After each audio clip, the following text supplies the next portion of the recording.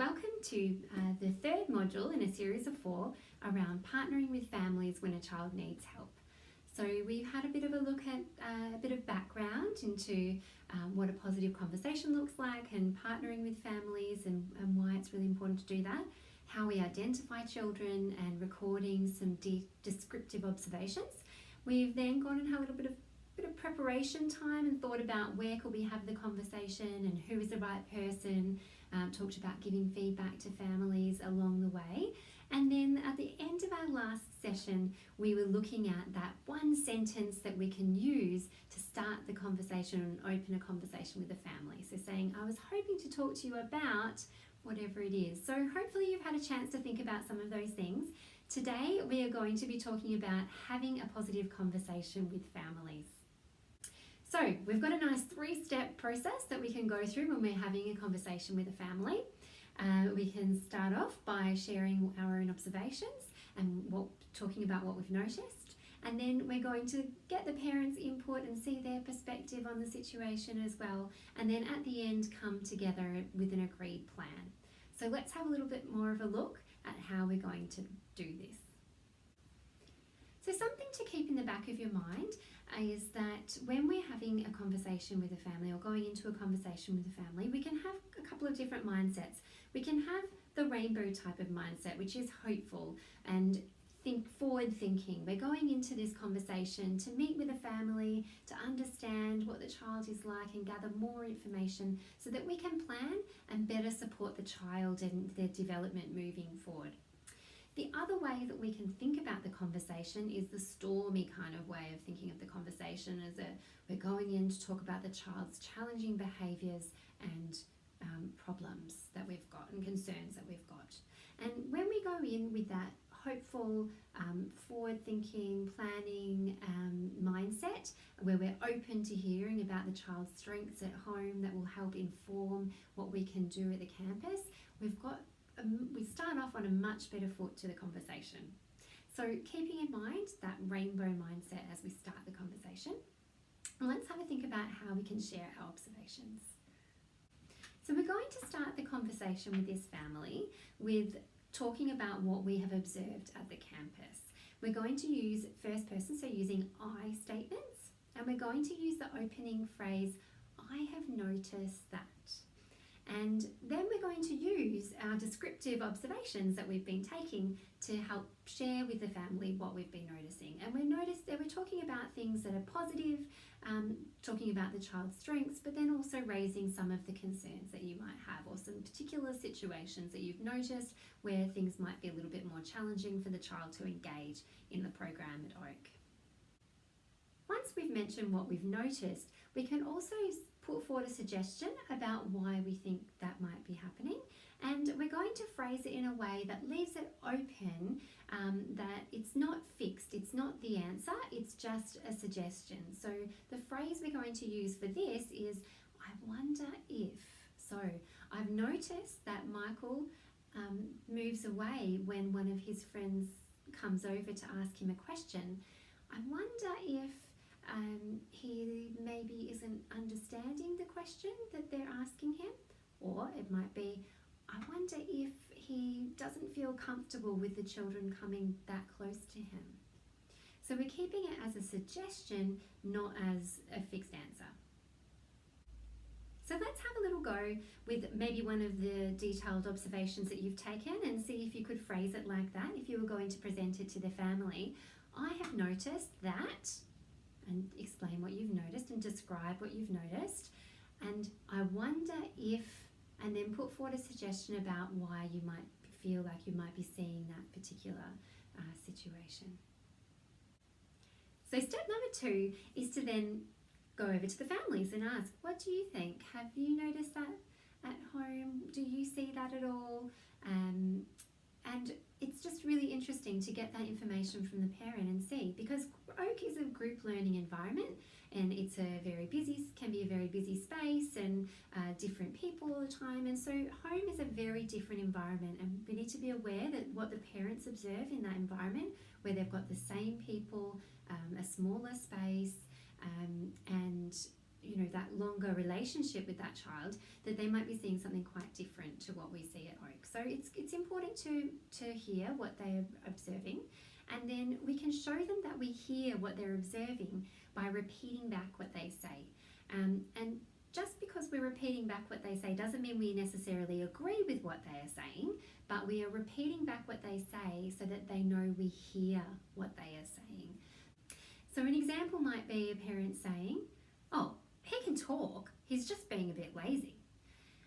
And so you can come back with that, and you may not agree with it, but you can still repeat it back so they know that you're hearing their point of view. So you might say, "Oh, you feel like he can talk, but he's just being a bit lazy in this situation." That's interesting. And you can, you might be able to go on with a conversation from there, unless the family has something else they want to keep telling you, and then you would let them and listen. So sometimes a parent will have a completely different view. They'll disagree with what you've observed, and they'll share what they've seen at home, and that's okay, because that's what they've seen at home in their environment. And so it just can be the start of a conversation. You can gently compare to what you've noticed. So for example, if they're saying, "Oh yeah, Johnny always waves to people at home," and you might say, "Oh, okay, we haven't seen that at the campus yet." And that little word "yet" can be really nice to use at the end of sentences, because it suggests that it will happen one day. It's sort of a hopeful little word. So, we haven't seen that yet, but you're sort of suggesting that it will happen. The other thing is to use it as an opportunity to explore that a little bit more. So another example might be that the parent says, "Oh, what do you mean he doesn't talk at the campus? He talks so much at home." And so that might be an opportunity to just start getting to hear a little bit more about what they have noticed and what he likes talking about at home. So you might ask some questions about that. "Oh, so he talks a lot at home. I'd really love to know, what does he enjoy talking about? Maybe we can have some things set up here that match some of the things that he really enjoys." Which brings us to the last step in this 3-step process, is agreeing on a plan with the family. So you've come together, and remember we spoke about earlier in these modules is that a positive conversation is a conversation where you and the family both feel like you can share information about the child, things that you have observed and noticed, and that you can work together and agree on a plan together. The positive conversation isn't necessarily the family doing exactly what you were wanting them to do initially. There might be lots of reasons why at that time they can't, or they're not ready to be able to take on board whatever it is that you might have to say. So I'm going to have a look at a couple of situations here. We're going to think about the example of where we're suggesting maybe a health request could be useful for a child. So if you have presented your observations, the parent agrees with your concerns, you can suggest a support to the family. Check in with what the parent thinks about that support, and then check in and see if they've got any other questions. So you might say, "Oh, well, we have a speech pathologist and an occupational therapist who could help with Michael's participation at group time. Would that be something you might be interested in organising?" Check in with the family, and then if they say yes, you can say, "Oh great, well here's the health request form, you can fill that out, send it back, and then we'll pass it through to the health team and they'll get back to you in the next few weeks." And so you've just sort of summed up a plan, and then you're ready to go. Alternatively, you have a family where they don't really see the concerns that you're seeing. So Michael's attention, they think that's just a 3-year-old boy. That's just what they like. He loves running around, he's on the go, he's not, he'll get there when he's ready.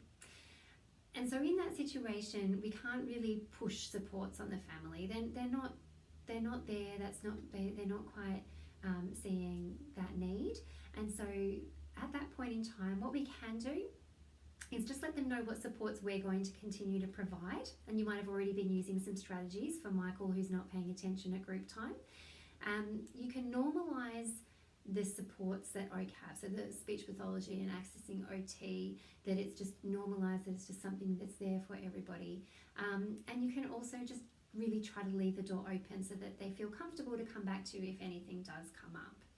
So it might look like, it's, you're right, it can be really tricky for kids to sit down and pay attention. So what we might do is we'll keep doing what we've been doing with Jenny sitting next to Michael to help him to participate in the group, and we'll keep sitting him close to the front as well to see if that helps with his attention. And we do have a speech pathologist and an OT. They're just a part of the OAK team. They're there as well, that we can get access to at any point if you'd like to. Just let us know. They come in quite a bit for lots of children and to support the teams, and so that's there, and it's free. If you ever want to chat about organising something like that, it's there for you to access. So you can just keep it open. And hey, so that's it.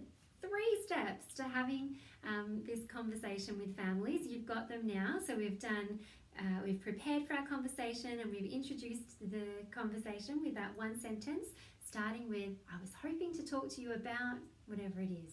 And then we've started our conversation with the family, and we've presented our descriptive observations using the phrases, I have noticed that, and then making a suggestion about why you think maybe that's happening. I wonder if, and leading in with that. Then step 2, we're inviting the family to share their perspectives and thoughts on what we've observed, and to share what they see at home as well. So what do you think? What do you feel? How does that sit with what you've seen? Offering these little prompts. And then the 3rd step is to agree on a plan together. And you've sort of, through talking about what the concerns are, that might help lead you to what the plan might be, and only suggesting a health request or additional external supports if the parent is open to that. And the other thing that can help in this final planning stage is when you're phrasing goals, phrasing from the child's perspective. I wonder if